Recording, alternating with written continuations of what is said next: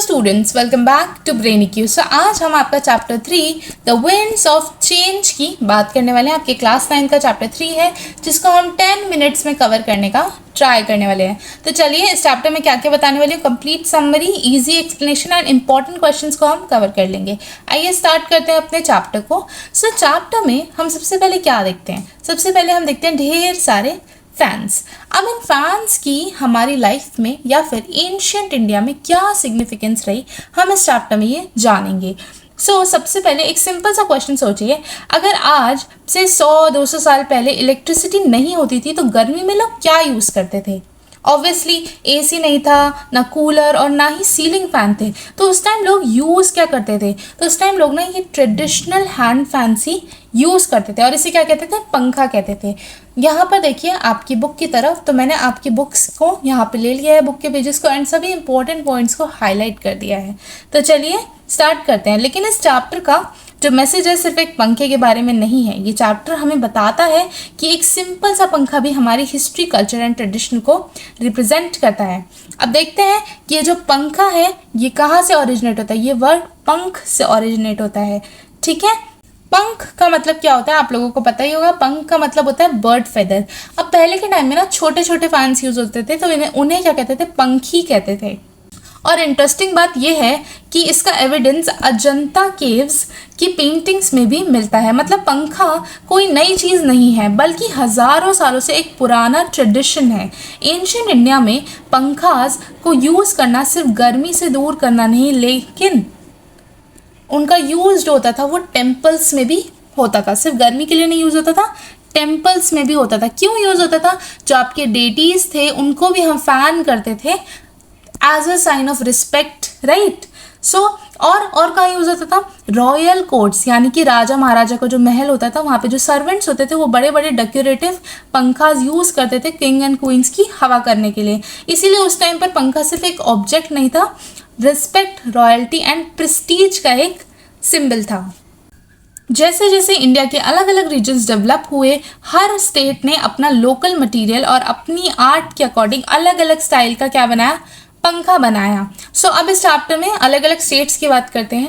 मैंने यहाँ पे भी मार्किंग्स कर दी हैं। अगर आपके पास बुक्स हैं तो आप पहले मार्क कर लीजिए, फिर मैं आपको एक इमेज दिखाती हूँ।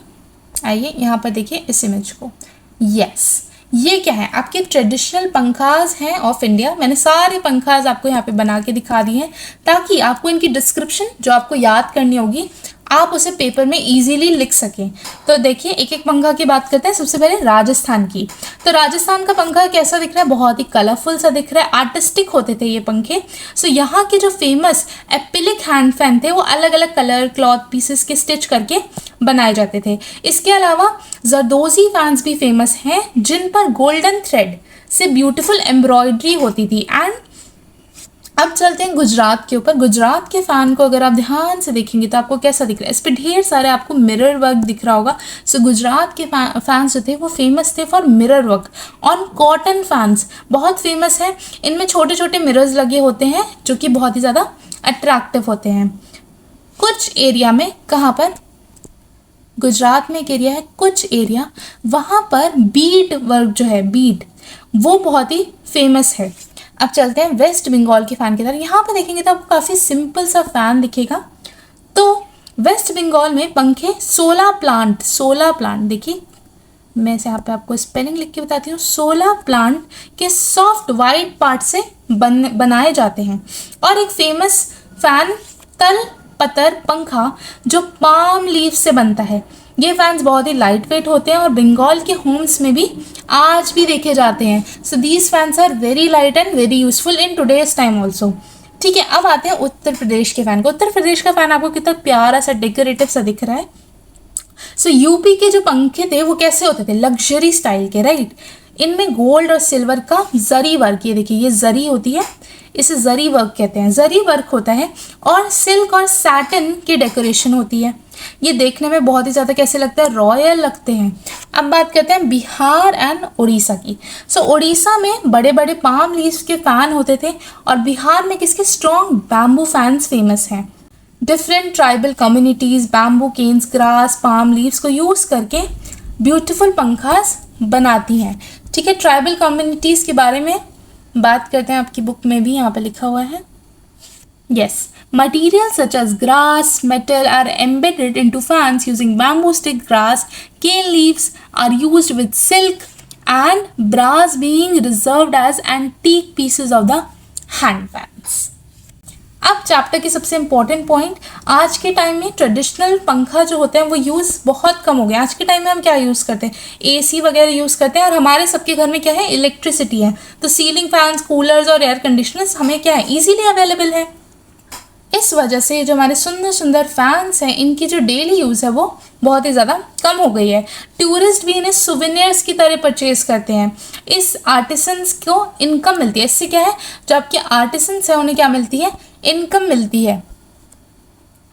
देखिए यहाँ पर आपका ये पॉइंट मार्क है कि इनोवेशन एंड टेक्नोलॉजी। देन आ गए हम यहाँ पर, ऑथर कहता है कि अगर हमें एक ब्यूटीफुल ट्रेडिशनल को बचाना है तो हमारे हैंडीक्राफ्ट एग्जीबिशंस, वर्कशॉप और कल्चर फेस्टिवल्स ऑर्गेनाइज करने चाहिए।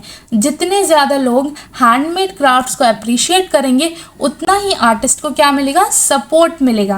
अब चैप्टर का सेंट्रल मैसेज को समझते हैं एक बार जल्दी से। चैप्टर्स विंड ऑफ चेंज क्यों है, इस चैप्टर का नाम जो है आपका विंड ऑफ चेंज क्यों है, क्योंकि विंड क्या रिप्रेजेंट करता है, विंड रिप्रेजेंट करता है हमारे ट्रेडिशनल पंखे को, एंड चेंज रिप्रेजेंट करता है changing technology and modern lifestyle को। टेक्नोलॉजी चेंज होना नॉर्मल है, लेकिन इसका मतलब ये नहीं है कि ट्रेडिशनल्स और कल्चर हेरिटेज को हम भूल जाएं। हमें मॉडर्न भी बनना है और अपनी हेरिटेज को भी क्या करना है, प्रिजर्व करना है। तो स्टूडेंट्स, इस मैसेज के साथ ये वाला चैप्टर जो है वो यहीं पर ही ख़त्म होता है। तो चलिए अब इसके कुछ इंपॉर्टेंट क्वेश्चंस को हम ध्यान से देखते हैं। सबसे पहला क्वेश्चन है, what is the origin of word पंखा। पंखा का ओरिजिन किससे हुआ है, यहाँ पर देखिए मैंने बनाया हुआ आपके लिए पंख। फिर what was the name of small plumed fan used in ancient India. देखिए जो नॉर्मल फैन है उसे पंखा कहते हैं, स्मॉल फैन को क्या कहते हैं, पंखी कहते हैं। Where can we find evidence to use पंखी in ancient India? एविडेंस कहाँ मिलता है, तो हमें Buddhist wall paintings at Ajanta date 2nd century. ये मैंने ऊपर भी आपको मार्क कर रखा है इंपॉर्टेंट पॉइंट्स में। आई होप आपने वो सारे पॉइंट्स मार्क कर लिए होंगे। Where by whom were pankhas use in ancient India. कहाँ पर और कौन यूज़ करता था, तो टेम्पल्स में यूज़ होता था, किंग्स के लिए यूज़ होता था। टेम्पल्स में जो डेटीज़ होते थे, जो आपके भगवान होते थे, उनको हवा करने के लिए, एंड किंग्स को हवा करने के लिए। तो different region develop their own variety of pankha. सब ने क्यों अपनी अलग अलग वेराइटी ऑफ पंखा जो है बनाई, because different region use locally available materials and develop unique design based on their culture, tradition, needs. What are the some unique features of pankha. Unique features क्या है, राजस्थान का जो फैन है, तो मैंने आपको बताया था इस फैन को क्या कहते हैं, एपिलिक फैन कहते हैं। और जरदोजी फैंस विद क्या, golden work, brass engrave temple fans and painted on cardboard fans offered by god. Next question को पढ़ते हैं, what kind of pankhas were popular in Gujarat. अब आपको ये सारा याद हो गया होगा, गुजरात का फैन मैंने आपको पहले भी दिखाया, क्या बने हुए इसमें, मिरर्स बने हुए हैं।